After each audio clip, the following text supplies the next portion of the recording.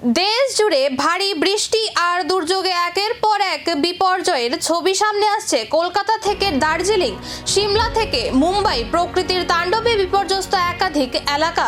কলকাতা বিমানবন্দরে বড় সড় দুর্ঘটনা এড়ানো গেল অল্পের জন্য।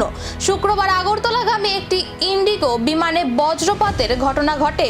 সেই সময় বিমানে ছিলেন 147 জন যাত্রী। নিরাপত্তার স্বার্থে সকল যাত্রীকে অন্য একটি ফ্লাইটে পাঠানো হয়। এই ঘটনায় 2 জন গ্রাউন্ড স্টাফ হালকা আহত হলেও এখন তারা নিরাপদ রয়েছেন। বিমানবন্দরের পরিষেবা দ্রুত স্বাভাবিক করার কাজও শুরু হয়েছে। এদিকে দুর্যোগের প্রভাব শুধু কলকাতাতেই নয়, দার্জিলিংয়ে প্রবল স্রোতে একটি সেতু ভেসে গেছে।